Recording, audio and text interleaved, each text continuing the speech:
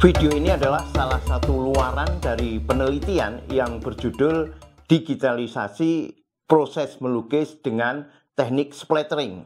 Luaran lain berupa kekayaan intelektual terhadap lukisan yang dihasilkan dan artikel untuk jurnal ilmiah.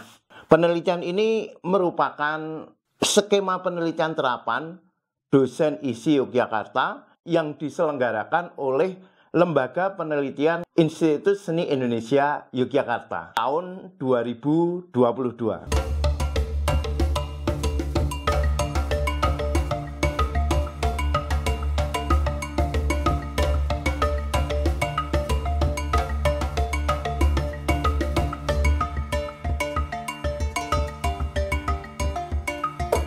Saya, Denny Junaidi, bertindak selaku peneliti.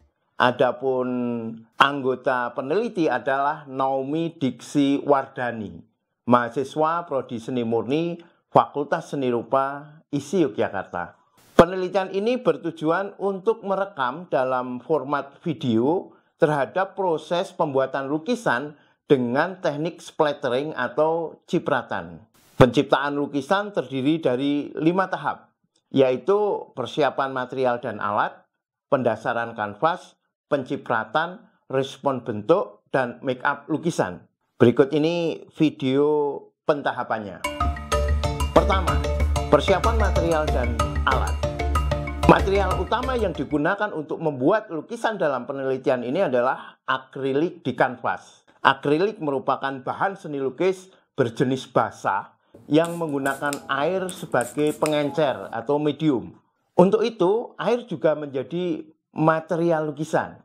Akan tetapi, penambahan air dalam jumlah banyak untuk cat akrilik dapat mengurangi intensitas atau kecemerlangannya karena air bersifat merenggangkan pigmen yang diikat oleh akrilik.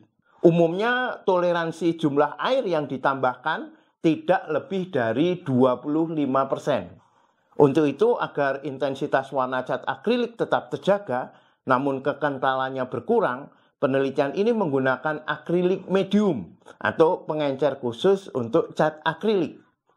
Adapun alat yang digunakan untuk pencipratan beragam, seperti kuas lukis, kuas makanan, sikat gigi, sisir, sapu lidi, wadah cat, dan tangan langsung. Efek cipratan yang dihasilkan alat ini akan dibahas di bagian pencipratan. Selain alat tersebut, pembuatan lukisan juga memerlukan ISO untuk menyandarkan lukisan, wadah air untuk mencuci dan mengencerkan, juga tisu untuk membersihkan kuas. Kedua, pendasaran kanvas.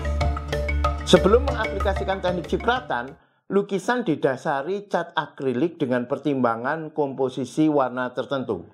Dasaran ini penting karena berfungsi sebagai latar belakang agar cipratan tidak menempel ke kanvas kosong. Pertimbangan gelap terang diperlukan dalam dasaran ini agar warna cipratan dapat beragam. Dalam penelitian ini, warna terang coklat muda dibuat pada bagian tengah menuju pojok kanan atas dengan ukuran yang semakin lama semakin melebar. Selebihnya, sebagian besar latar belakang adalah warna tersier kecoklatan berpadu dengan merah kehitaman. Ketiga, pencipratan. Untuk teknik cipratan, tingkat kekentalan atau keenceran cat akrilik perlu diperhatikan. Cat akrilik yang kurang encer tidak akan terlalu menyebar ketika dicipratkan. Akan tetapi jika terlalu encer, tingkat kecerahan cipratan akan berkurang. Penggunaan berbagai jenis alat menghasilkan efek cipratan yang berbeda. Efek cipratan yang menggunakan kuas lukis cenderung panjang-panjang dengan bentuk meliuk disertai cipratan kecil-kecil di sekelilingnya. Kuas makanan yang berbahan silikon lebih membentuk cipratan terpisah-pisah. Ini karena kuas makanan memiliki bulu yang sangat besar.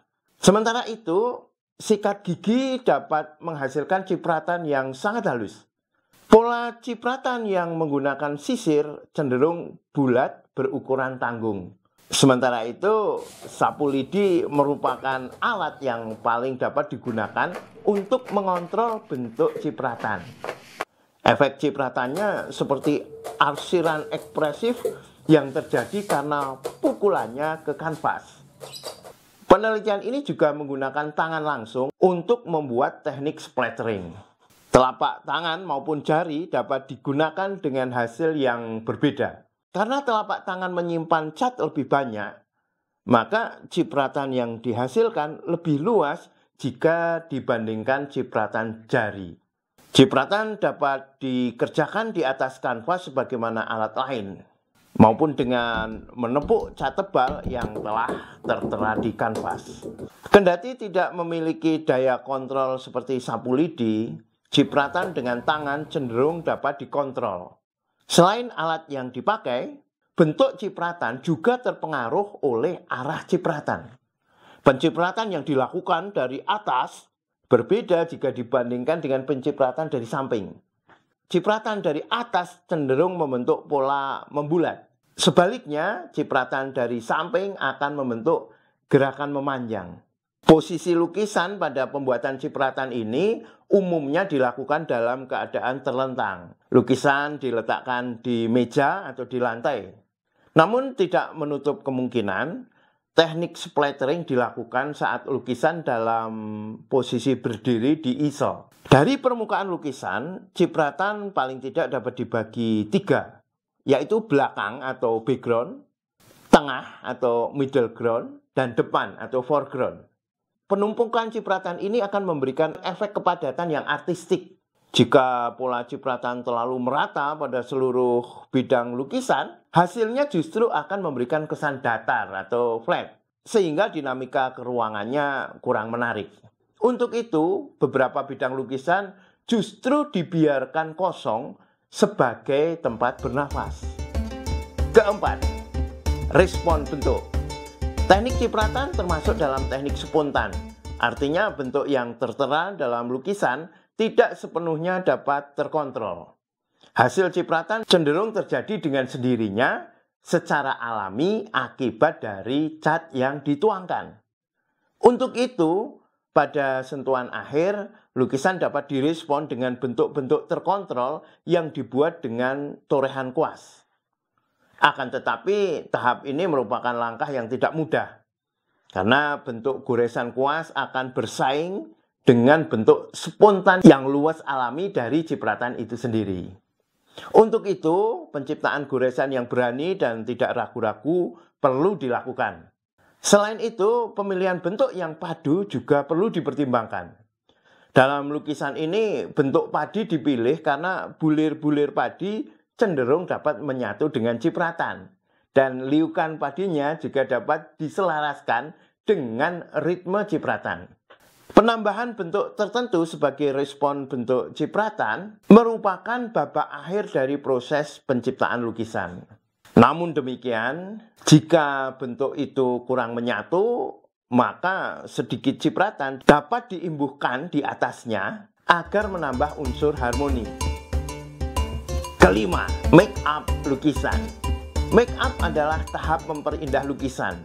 Dikerjakan setelah lukisan selesai diciptakan. Tahap ini terbagi menjadi 2, yaitu pelapisan pelindung akhir dan pemasangan figura. Pelapisan pelindung akhir menggunakan material fiksatif. Terkadang bahan ini juga disebut varnish. Terdapat 2 jenis fiksatif, yaitu yang diterakan dengan semprotan atau airbrush dan dengan kuas. Berbeda dengan cat air yang hanya dapat menggunakan fiksatif airbrush, akrilik dapat memakai 2 jenis tersebut karena akrilik tidak luntur setelah digoreskan. Penelitian ini menggunakan fiksatif airbrush. Jika dilihat dari kiloannya, fiksatif terbagi 2, yaitu glossy dan matte. Fiksatif glossy bersifat mengkilap, sedangkan fiksatif matte atau kadang disebut doff bersifat tidak mengkilap. Lukisan ini menggunakan fiksatif matte agar tidak terlalu memantulkan cahaya. Lukisan dengan cipratan memiliki tekstur nyata akibat cat tebal yang menempel. Efek silo semakin muncul jika lukisan bertekstur nyata diberi varnish glossy. Sementara itu, pemilihan figura dapat mempertimbangkan bentuk dan warna profil. Karena lukisan dalam penelitian ini terhitung rumit, profil sederhana dan tipis dipilih, yaitu berupa kayu setebal 1,5 cm dengan rongga setengah cm di antara lukisan dan figura. Warna pigmen dipilih yang cenderung netral, yaitu abu-abu, agar lebih mudah disesuaikan dengan lukisan.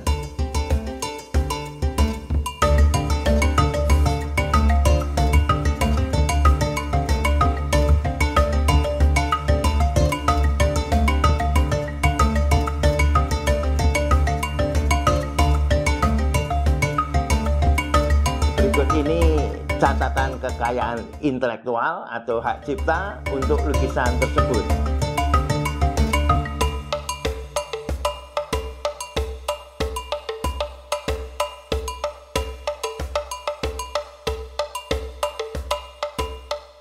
Terima kasih rekan-rekan sudah mengikuti video ini. Saya Denny Junaidi, dosen seni lukis di Prodi Seni Murni, Fakultas Seni Rupa, Institut Seni Indonesia, Yogyakarta.